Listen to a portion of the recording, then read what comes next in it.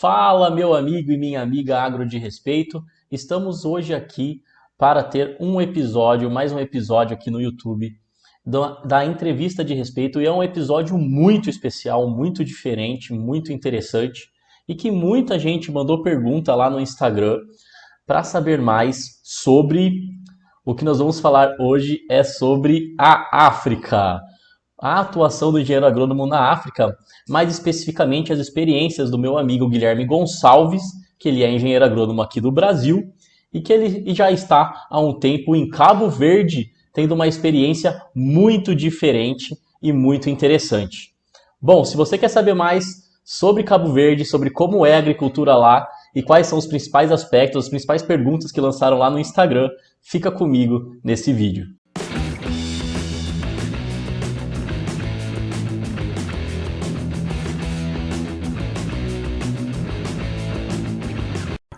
Fala, Guilherme, beleza? Ô Dieguinho, tranquilo aí? Como é que tá? Tudo Tudo bem? certo. Ô, galera, só para situar aí, é até estranho eu chamar ele de Guilherme, porque a gente estudou lá na Unesp e somos amigos aí de longa data, né? Então a gente chama muito por apelido. Eu vou chamar ele de boneca algumas vezes aí. E se eu não fizesse isso, até não seria natural essa conversa, esse bate-papo. E aí, como é que tá? Como é que estão as coisas por aí na África? Tudo bem, Dieguinho, tudo tranquilo. Tamo aí na luta sempre, né? E Ô, Boneca, você pode contar para quem está acompanhando o vídeo, assim, um pouquinho sobre Cabo Verde, como que você foi parar aí, um pouquinho da sua história, de quem é você? Sim, sim, com certeza, Dieguinho. Primeiramente dizer que é um grande prazer aí estar fazendo essa conversa com você, que além de, para mim, é um grande profissional, né? E também, claro, um grande amigo de longa data, né? Também trabalhamos juntos aí na Mokichi Okada e, enfim, temos já uma história juntos, né? Então, agradecer primeiramente a você aí esse grande convite para a gente conversar um pouco sobre Cabo Verde, sobre agricultura aqui, né? E bom, primeiramente, acho que também o pessoal do Brasil, às vezes, não conhece tanto Cabo Verde, né? É um território um pouco desconhecido, não só do Brasil, mas de outros lugares. Então, assim, Cabo Verde é um arquipélago, né? Que fica na próxima costa norte da África, né? Próxima ali ao Senegal, à Mauritânia, né? Então é um arquipélago formado por 10 ilhas, que se fala português também como língua oficial, né? Apesar de ter o dialeto local que é o crioulo. E é um país bastante interessante, é muito bonito, né? E também ao mesmo tempo muito árido também, né? Que acho que vamos conversar bastante disso aí durante essa conversa, porque isso muda toda a dinâmica da agricultura local, né? E, enfim, é um país bastante interessante que tem aí a sua economia muito baseada na pesca, no turismo também, né? Nos serviços em geral. Como eu disse, são 10 ilhas, né? E dessas 10 ilhas, já que o tema nosso principal é agricultura, né? Dessas 10 ilhas, tem 4 delas que se pratica agricultura relativamente em maior escala, né? E já algumas outras ilhas não são tão agrícolas, principalmente porque o clima não permite ou não tem muitas áreas agricultáveis, né? E é um país muito pequeno, a população aí gira em torno de 500, 600 mil pessoas só, né, a nível nacional. E eu vim parar aqui por meio de contatos, né, os famosos contatos aí que a gente conhece pelo Brasil e pelo mundo afora. E já estou aqui há quase um ano e meio, né? E às vezes nem parece, o tempo passa muito rápido. E aqui é interessante, e desenvolvo projetos aqui no geral com agricultura ecológica, com agroecologia, né? projetos de transição agroecológica, enfim, o que envolve também segurança alimentar e organização local dos agricultores em meio de associações, cooperativas locais, né? Enfim, de certa forma, trabalho em projetos onde se procura, de forma muito geral e muito resumida, trabalhar a agroecologia como ferramenta para a segurança alimentar, como um conjunto de ferramentas, né? Para a segurança alimentar e para o desenvolvimento socioeconômico dessas comunidades rurais, né? E também como uma forma de maior resiliência em relação às mudanças climáticas, né? Porque, enfim, nós vamos conversar disso também aqui. Temos aí 3, 4 anos de seca, né? Praticamente não chove. Então, também como a agroecologia pode trazer essas ferramentas para criar maior resiliência dos sistemas agrários e dessas comunidades, né?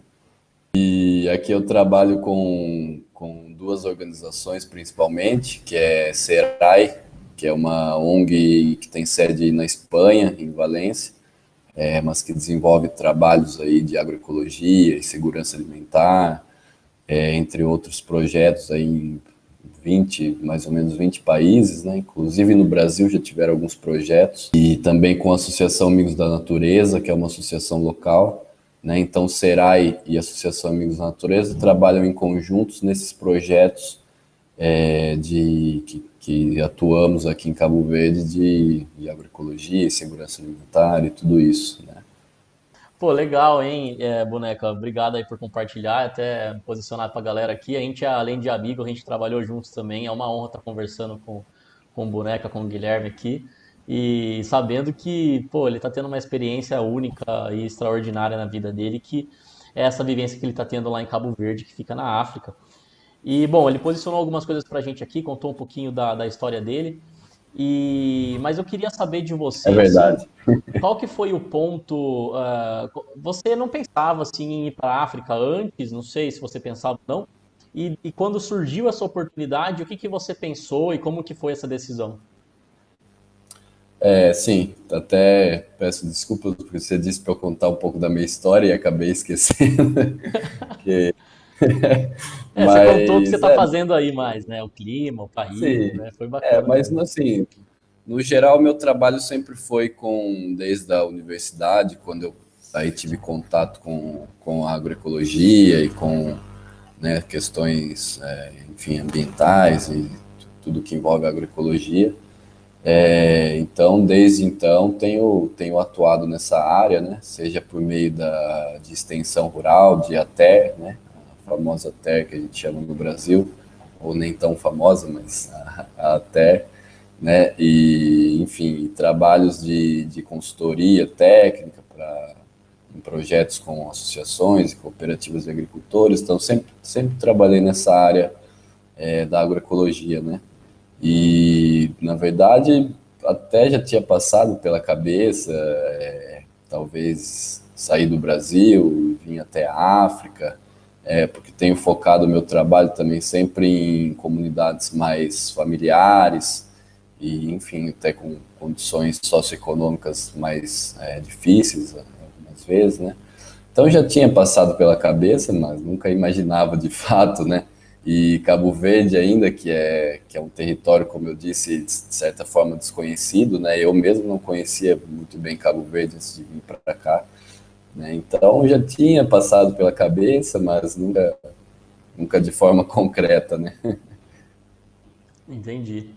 Pô, bacana demais, né? Então, quando veio a notícia, você tinha aquele desejo assim um pouco, mas ainda não tinha nada muito concreto, então foi uma boa notícia. Sim, sim, foi uma boa notícia, sim. Na época eu estava em Minas Gerais, em Mariana, acho que você até lembra quando eu fiquei por lá um Lembro. tempo, e meio que pega de surpresa a gente, né? Mas foi uma boa notícia e foi uma boa opção, né? Vim aqui inicialmente para ficar 6 meses só, né? E já estou há 1 ano e meio e vou ficar aí mais um tempo, pelo menos, né? Então, de fato, gosto muito daqui porque é um aprendizado muito grande, né? Também tenho procurado focar aí os meus estudos e os meus trabalhos. Também tenho me interessado muito ultimamente nessa parte de agricultura em regiões áridas, né? Que são dinâmicas totalmente diferentes, áridas e semiáridas, né? Que são dinâmicas totalmente diferentes e muito interessantes, né? E, como eu disse, utilizando a ferramenta da agroecologia para criar resiliência, né? Sistemas agrários resilientes, e, enfim. Então, tem sido uma experiência bem interessante.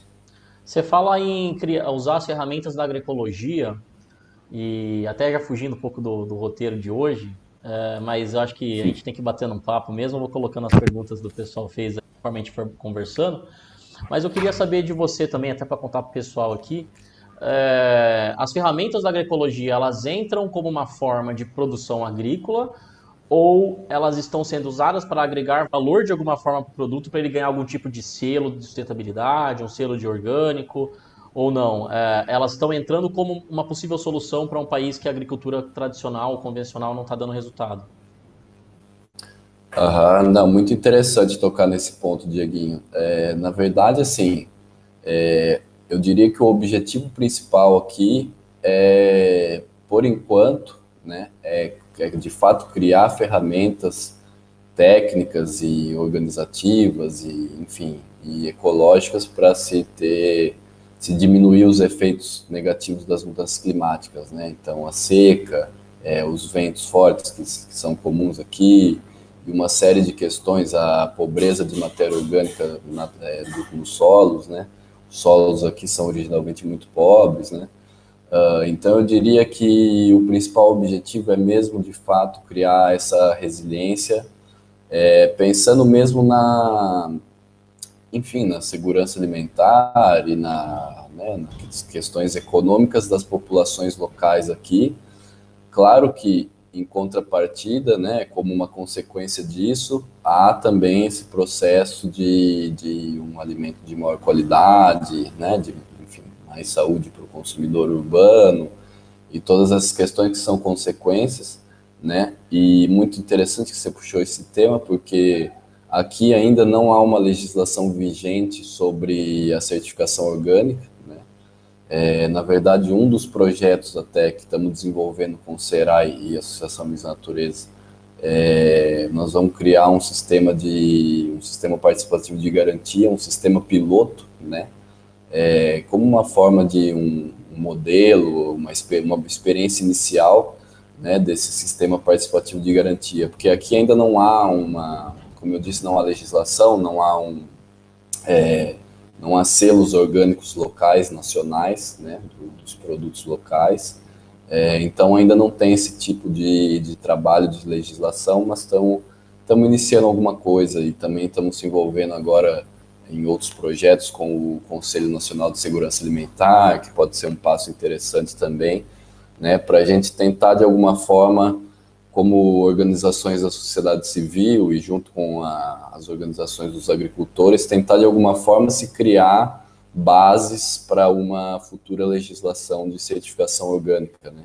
Mas, como eu disse, o foco inicial, o objetivo principal, por enquanto, é que se crie resiliência mesmo dessas comunidades, né?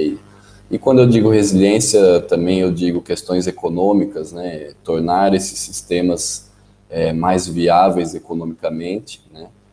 Porque, enfim, aqui também é um país muito pequeno e se for trabalhar num sistema agrícola mais convencional, tem que vir muito recurso de fora e isso tem um custo muito maior, claramente, né? Então, também pensando nessa questão econômica, social, enfim, e claramente ecológica, né?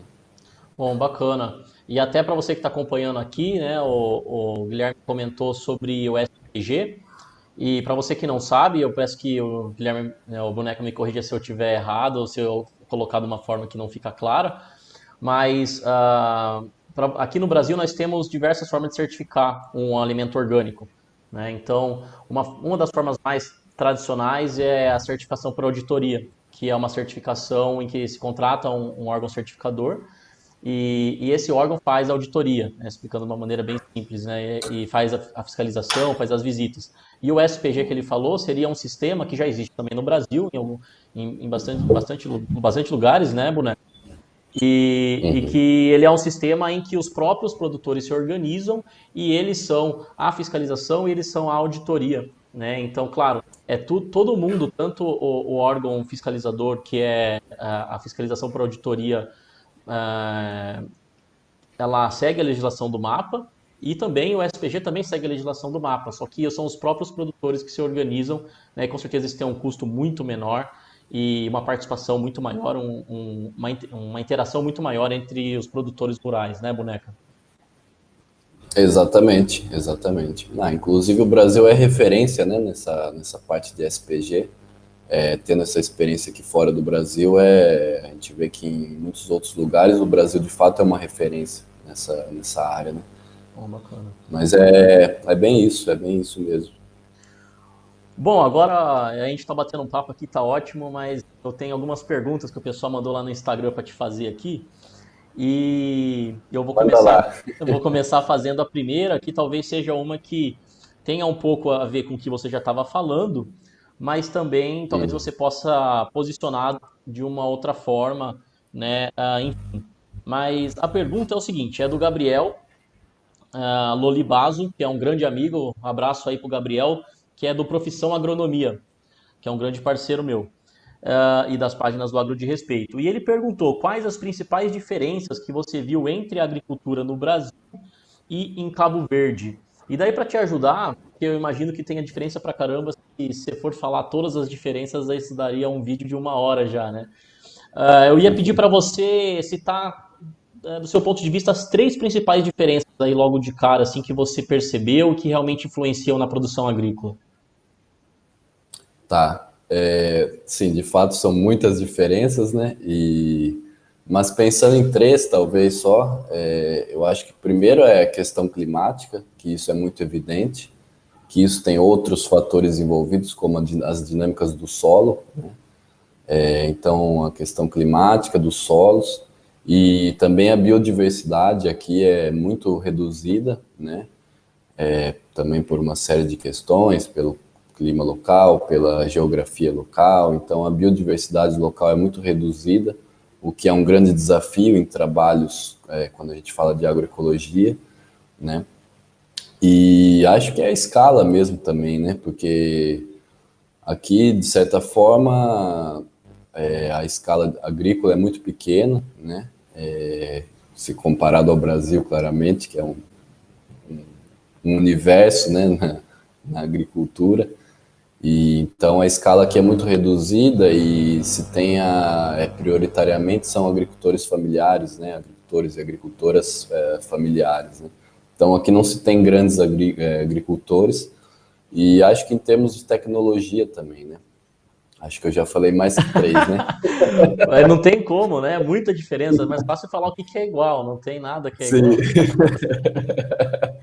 Mas acho que é a nível tecnológico também, porque aqui o nível tecnológico da agricultura também é muito reduzido, né? Tanto é que a gente tem priorizado muito as práticas tradicionais de agricultura, também como uma alternativa interessante, porque também algumas áreas agrícolas é muito difícil se ter tecnologia, né? Porque eu digo tecnologias mecanizadas, por exemplo.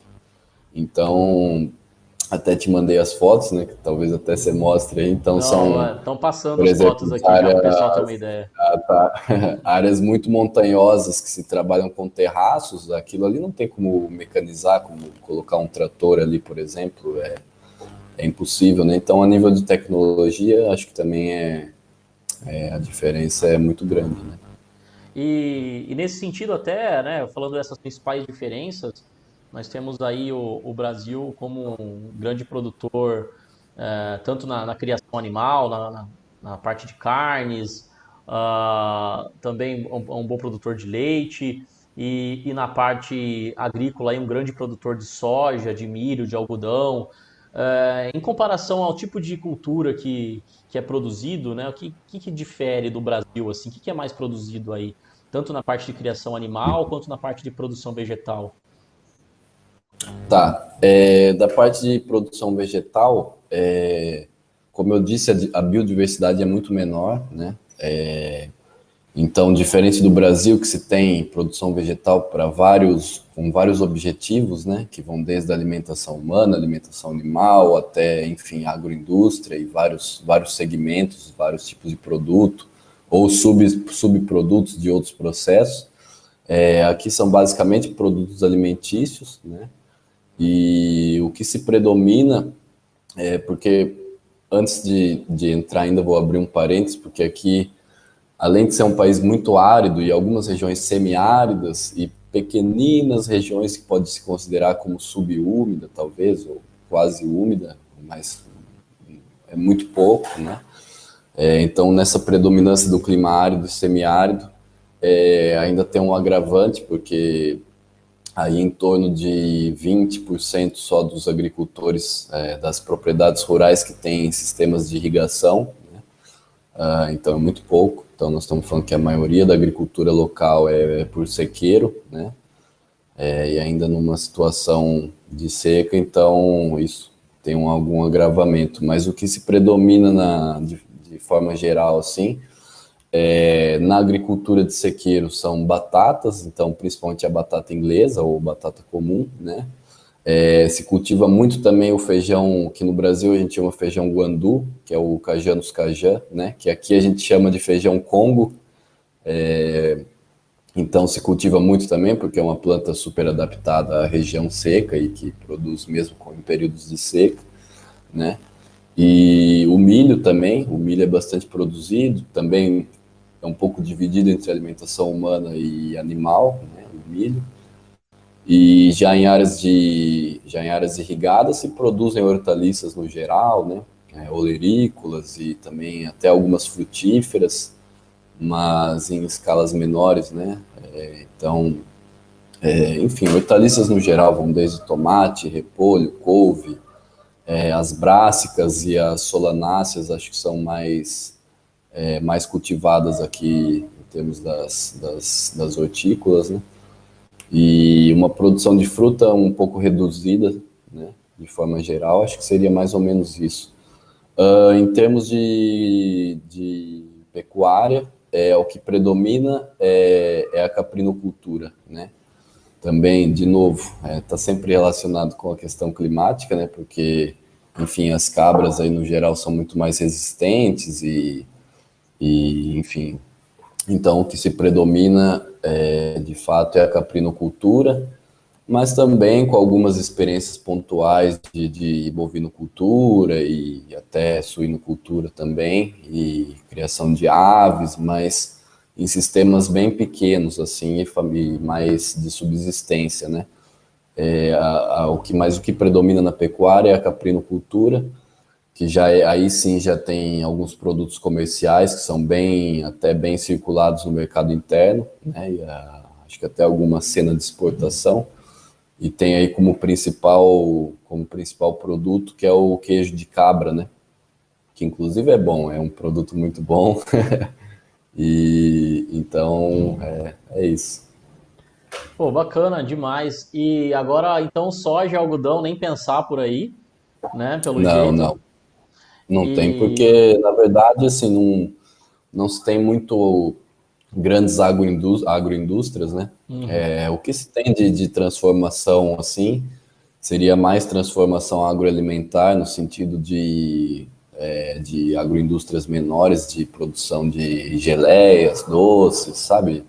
Em escalas não muito grandes. Agroindústrias maiores não tem e alimentação animal também não se até tem, claro, numa situação de seca se compra ração, né, ração animal, mas no geral não se usa os grãos que usamos no Brasil para alimentação animal. É mais a pasto mesmo.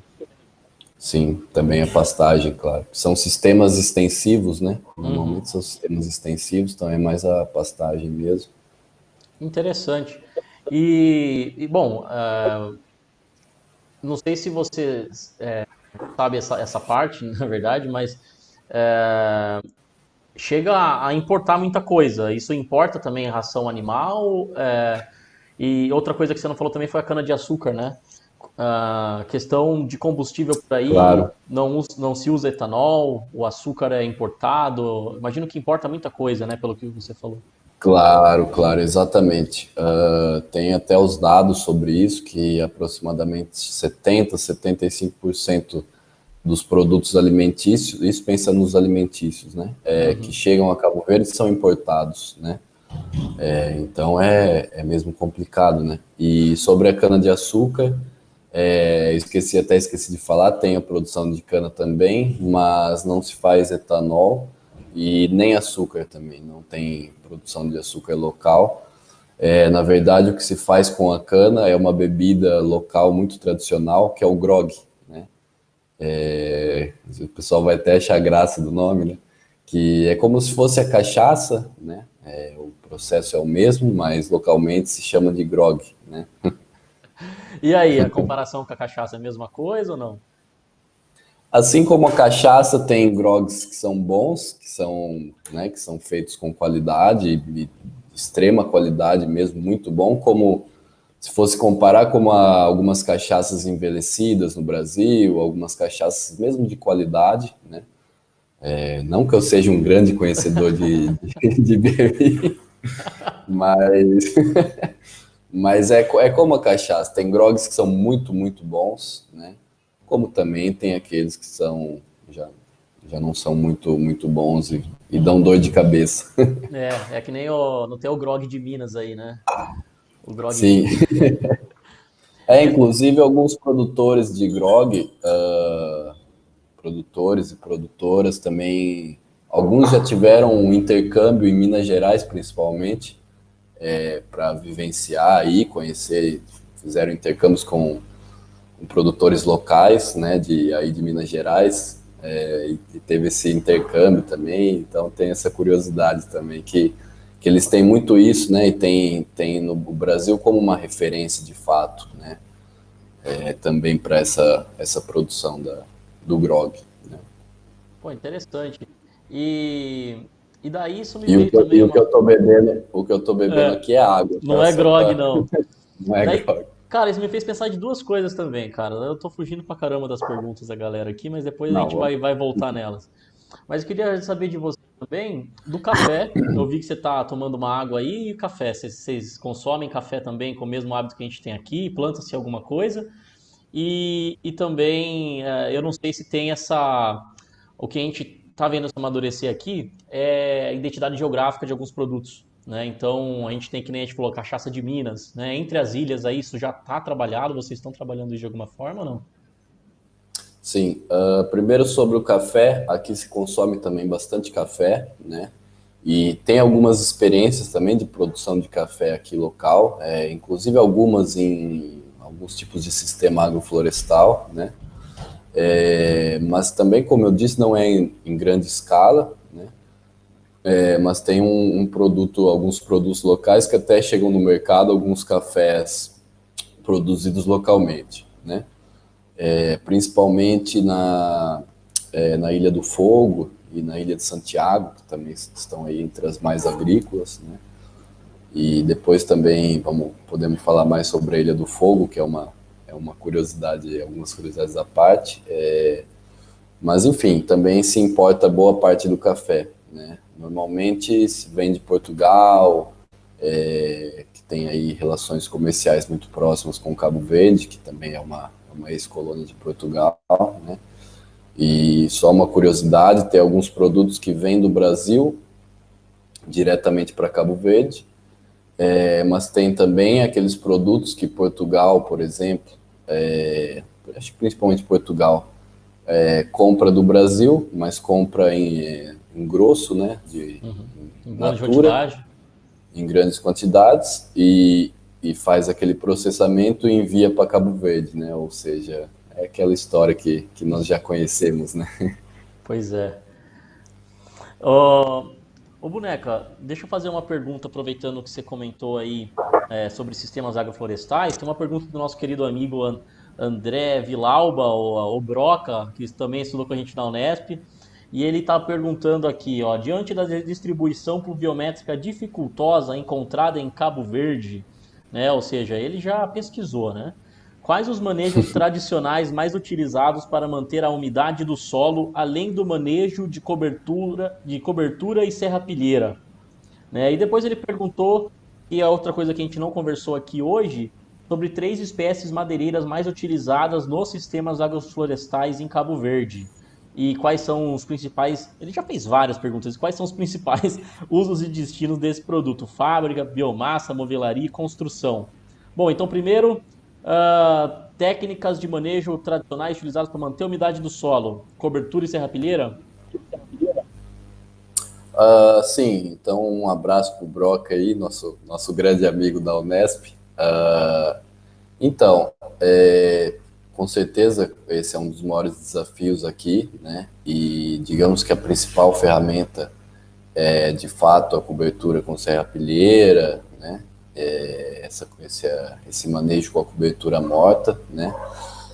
Mas também tem algumas outras técnicas, ainda pensando no solo, tem um trabalho da questão física do solo também, que é aquele trabalho com terraços, né? Ou terraços ou socalcos, como se chamam aqui, que isso, de certa forma, também ajuda aquele solo a reter mais a sua umidade, né? Então, diminui o escoamento superficial, né? Quando há chuvas, apesar de nos últimos anos estarem mais escassas, mas quando há aquilo permite uma diminuição do escoamento superficial e, claro, consequentemente, uma maior infiltração.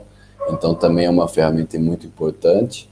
E não só a serrapilheira, mas também o manejo contínuo da matéria orgânica no solo, né, como uma estratégia de maior retenção daquela água no solo, enfim, por uma série de motivos que a matéria orgânica aumenta essa retenção de água no solo. E também tem uma questão que aqui se venta muito, né, os ventos são constantes, basicamente em algumas regiões de Cabo Verde é o ano todo de vento, né? E em algumas regiões também se fazem agricultura em grandes altitudes, né? Como aí de 1.000 metros, de 1.500 metros de altitude para cima, né? Então, normalmente são áreas ainda de maior vento, então há esse trabalho também de criação de barreiras vegetais e do policultivo, e até de sistemas agroflorestais como uma ferramenta de se diminuir esses efeitos do vento, né? Porque claro que o vento também facilita muito no processo de secagem do solo, né? Quanto mais vento, mais rápido aquele solo seca.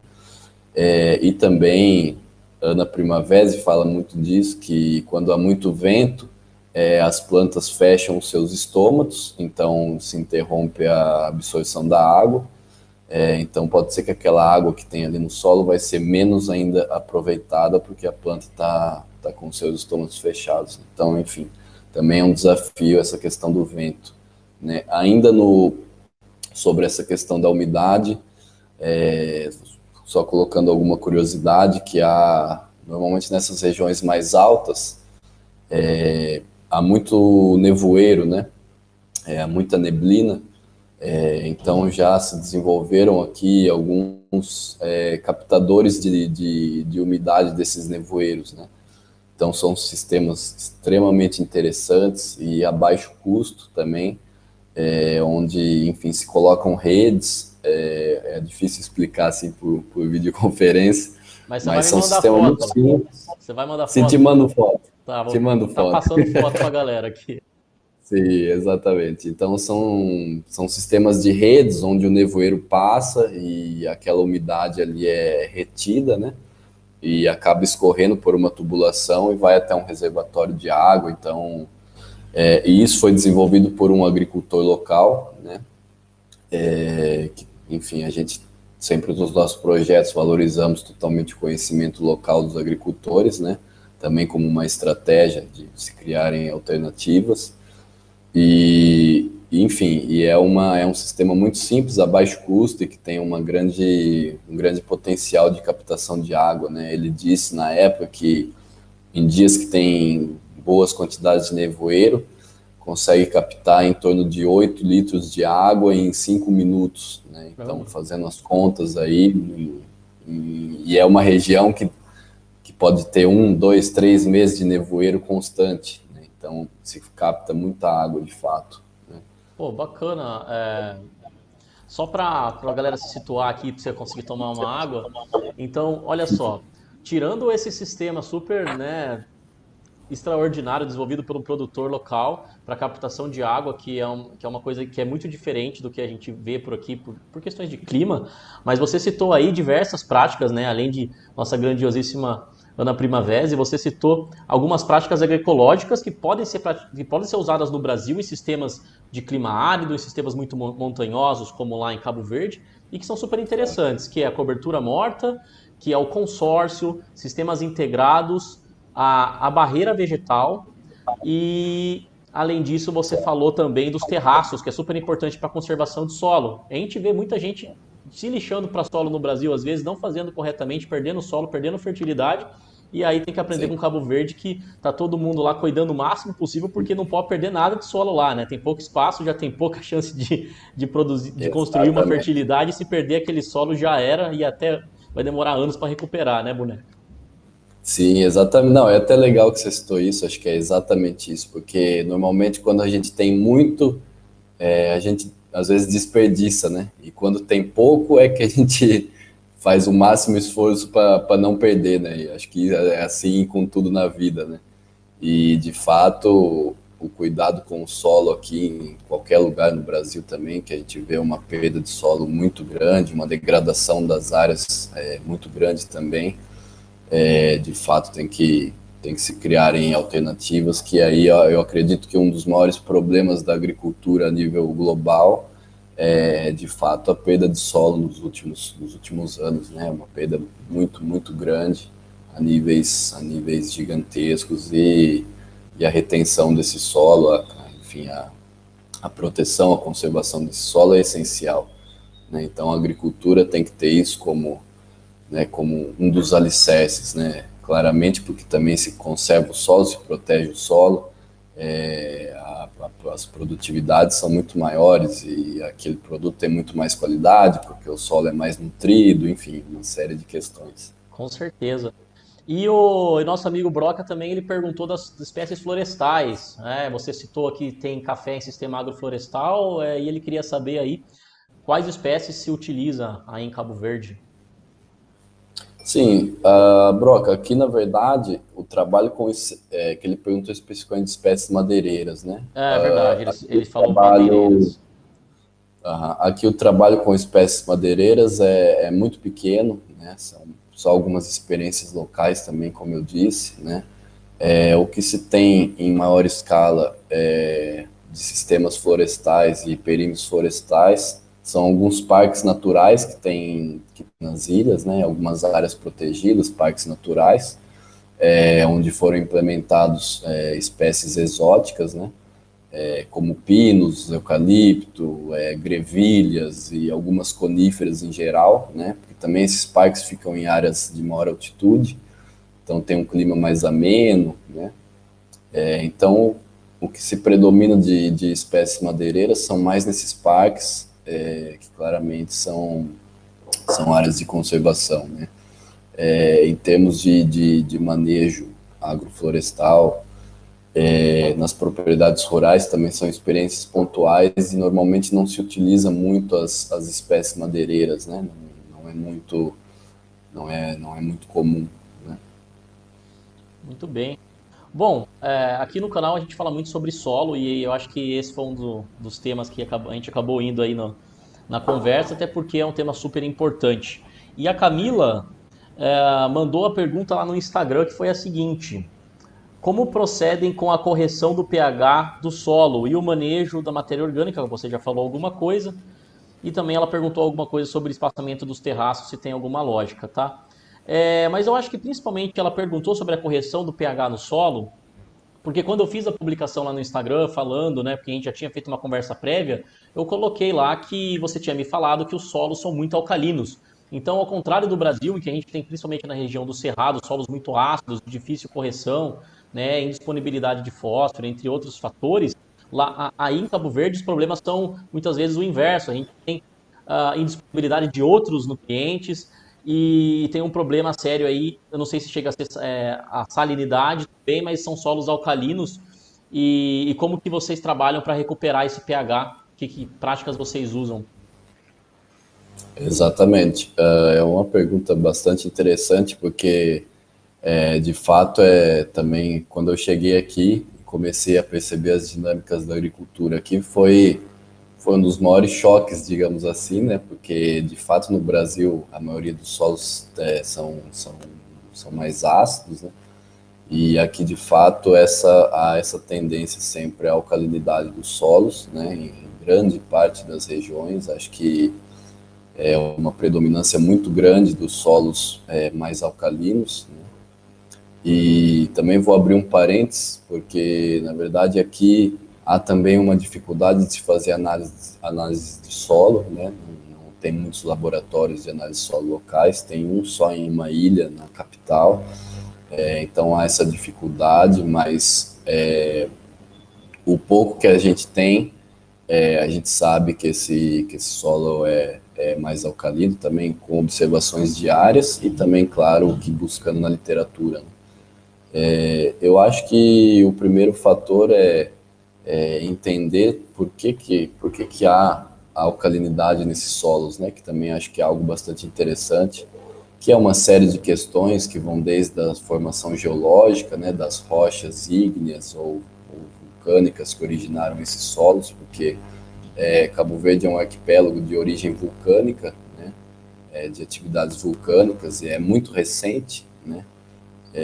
Dizem que as ilhas datam aí de coisa de acho que 10 a 20 milhões de anos atrás que emergiram as ilhas.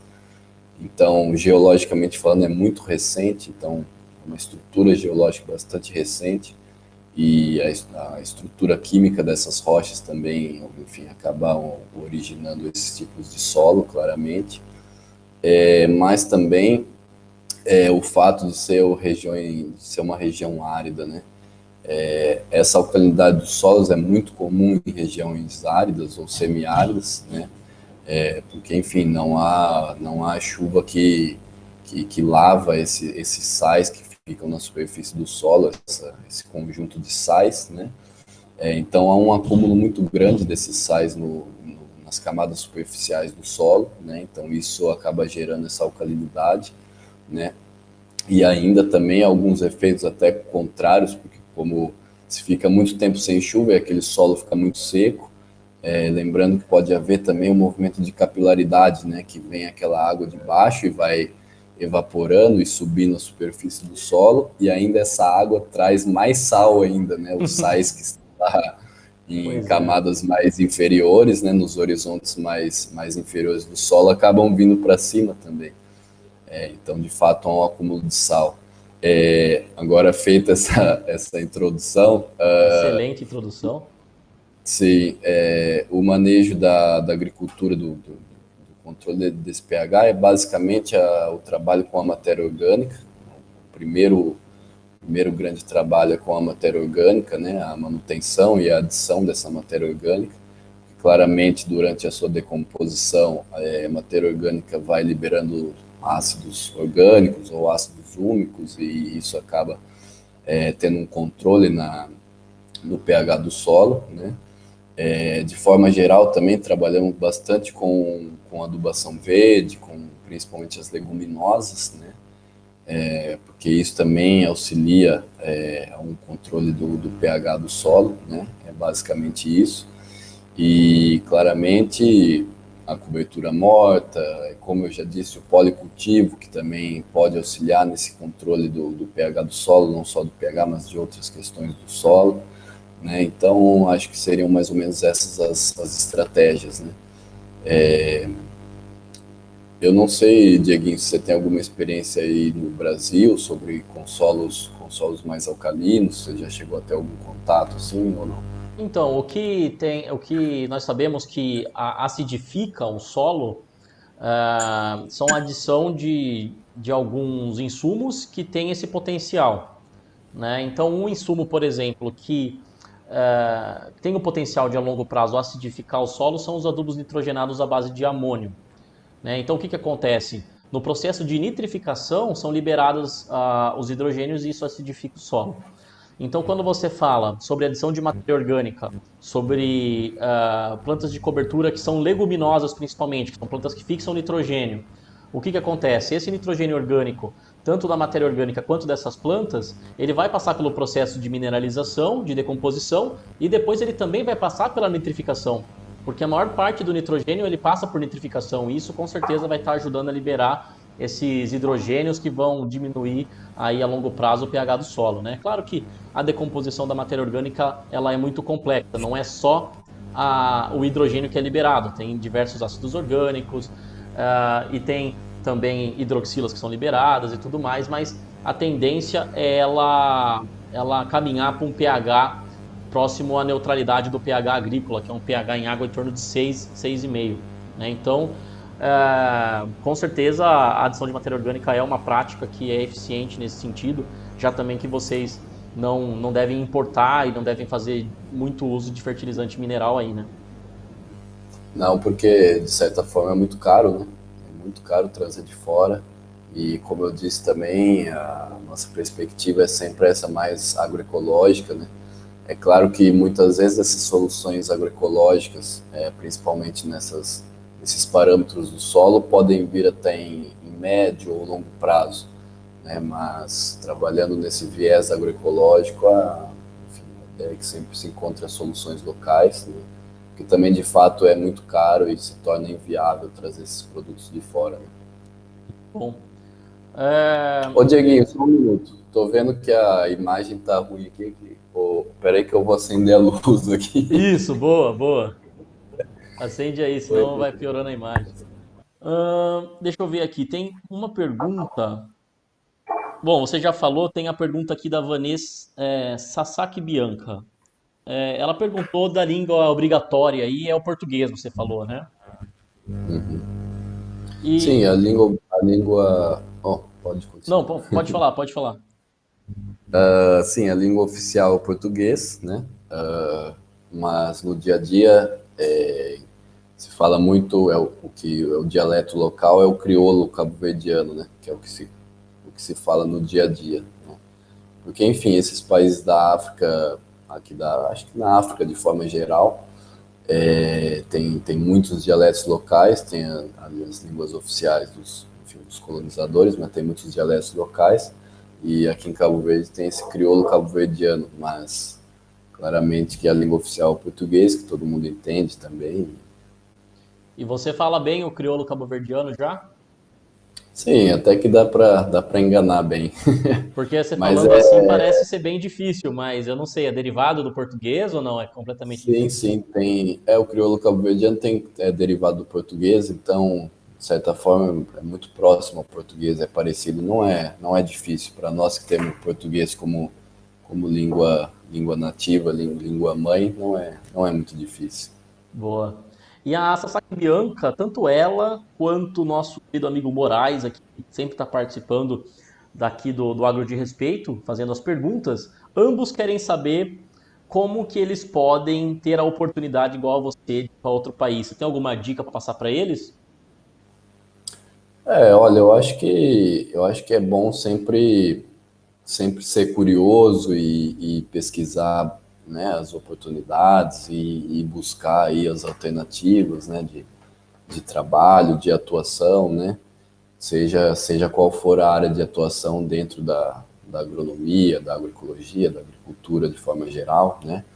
Eu acho que a gente sempre tem que ser muito curioso, porque a partir do momento que se sai do Brasil, eu pelo menos tive essa percepção só quando eu saí do Brasil, que há de fato um universo de oportunidades de trabalho em muitos lugares do mundo, né? E eu acho que o profissional brasileiro é sempre valorizado, né? Sempre tem respeito, né? Porque, enfim, acho que somos um povo que é bom de trabalho, né? E na área da agricultura também, né? Principalmente, porque, claro, somos referência. E acho que é isso. Acho que tem alguns sites de busca, né? Onde a gente pode buscar essas oportunidades e conhecer organizações, conhecer empresas, conhecer projetos, né, em muitos lugares. Eu acho que a gente tem que ser sempre muito curioso, né, e buscando aí um lugar que a gente deseja estar, por exemplo, né, e ver se há alguma oportunidade, né, acho que tem que sempre estar de olho, né, inclusive tenho acompanhado alguns sites mesmo das Nações Unidas e de outras organizações que têm relação com as Nações Unidas, que também lançam alguns trabalhos relacionados com agricultura e com agroecologia também, né, mas agricultura de forma geral. Então é isso, acho que tem que buscar as fontes e hoje em dia a gente tem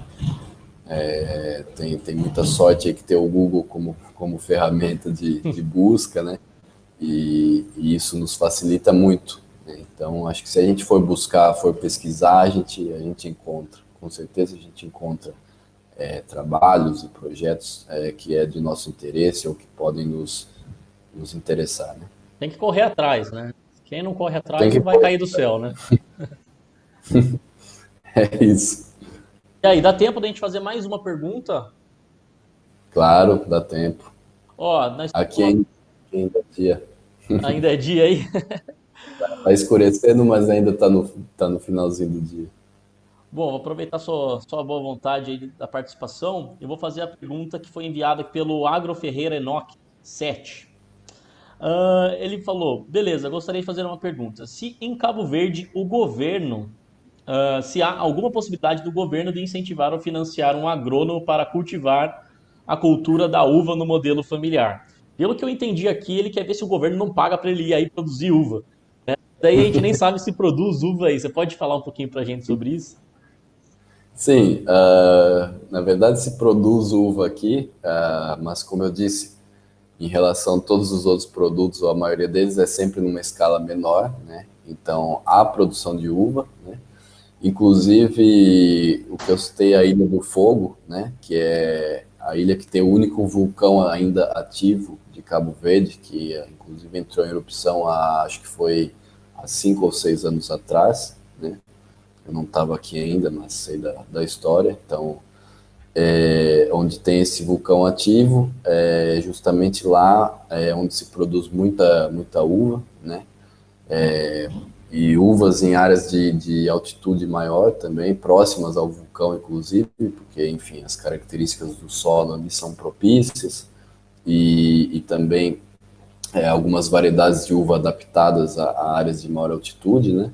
Então há uma produção de uva, há até alguns produtos, alguns vinhos locais, né? Também há produção de vinho. O foco da produção de uva lá seria mais para vinho do que para mesa, né? Eu avalio assim. E há esse vinho local também, mas é em pequena escala, né? Sobre a questão do financiamento do governo, aqui tem até alguns programas de crédito agrícola, né?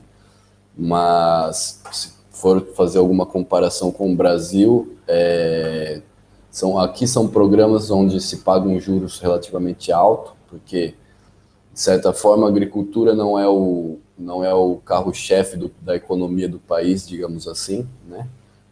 Então, por isso há o incentivo, mas não é um grande incentivo, porque, de fato, os juros são altos, né? E não há muita política pública de financiamento da agricultura local, seja de crédito, seja de investimento, né?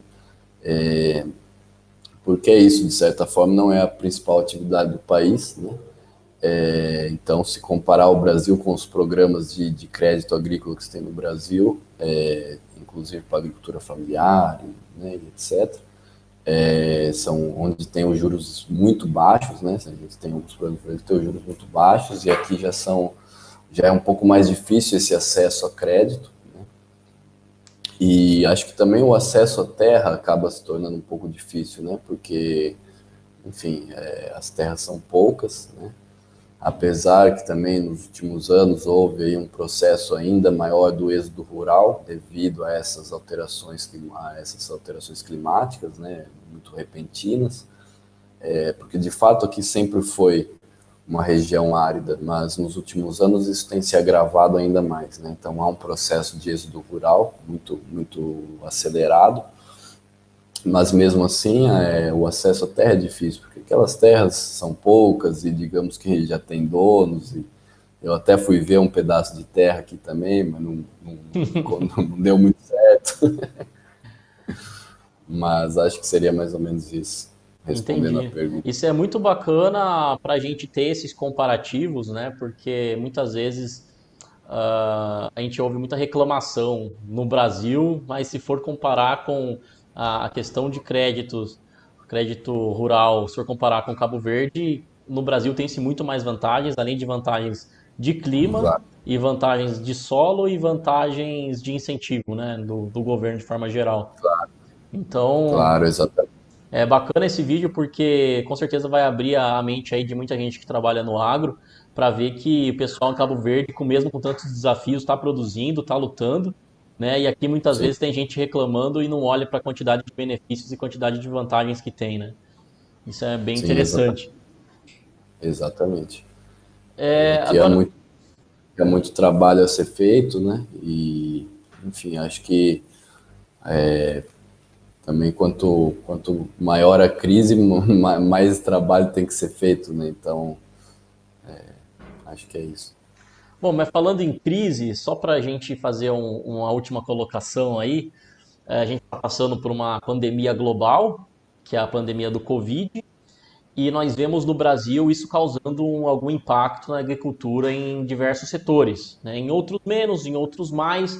De qualquer forma, nós não sabemos quanto de impacto residual isso vai deixar depois. Provavelmente vai ter alguma coisa em questão de mercado, até porque isso influencia indiretamente em toda a economia, e diretamente em muitos casos. E até eu estava conversando, antes dessa conversa com você aqui, estava conversando com uma produtora de café, ela de Minas, e ela estava me contando com as dificuldades do pessoal, de trazer o pessoal para fazer a colheita, porque não pode ter aglomeração, e a colheita de café é muito manual, é muito seletiva, né? Então ela tá lá, estava me contando que está trazendo a família, os primos ali que já estavam ali na casa para ir colher e dar o corre, porque é muito difícil, né? E isso a gente vê que aumenta o custo de colheita, isso vai trazendo aí uma margem menor, por exemplo, para quem trabalha com café, né? Só lembrando que eu estava conversando com ela agora. E eu Sim. queria saber, assim, a Cabo Verde como um país que depende muito de importação e que tem já uma série de dificuldades aí em relação à geografia, ao clima e ao próprio incentivo do governo, como que está lidando com essa crise? Isso está afetando vocês aí? Como que está?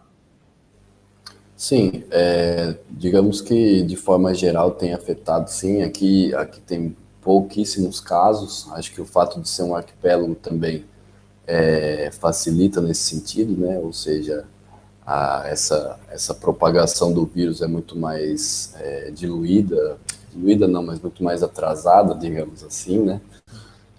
Então aqui tem pouquíssimos casos, mas claro que acaba se afetando também economicamente, claro, né? Assim, em relação aos produtos importados, não há muito problema com abastecimento até então, mas claramente que há uma questão nos preços desses produtos, né? Então, acredito que há uma alteração nesse custo, que já é alto, né, para se trazer esses produtos de fora, né? E também aqui no Serai e Associação Amigos da Natureza temos, inclusive fazemos uma chamada, digamos assim, uma chamada de emergência com as associações rurais, né? E algumas formas de auxiliá-los a superar essa fase, né? Porque também, enfim, altera mercado, altera transporte de produto agrícola, altera uma série de questões que o impacto maior é sempre do agricultor, né? Acho que qualquer crise que envolve que a agricultura está envolvida, o maior impacto é sempre do agricultor e do agricultor familiar é ainda maior, né? Então, como eu disse, há toda uma dificuldade na cadeia de produção e distribuição dos produtos, né? Houve uma alteração, porque também há uma dinâmica aqui muito bem estabelecida de transporte de produtos entre ilhas, né? Algumas ilhas que são mais agrícolas e outras que são menos. Por exemplo, aqui na ilha que eu moro, que é São Vicente, é a segunda mais populosa, né?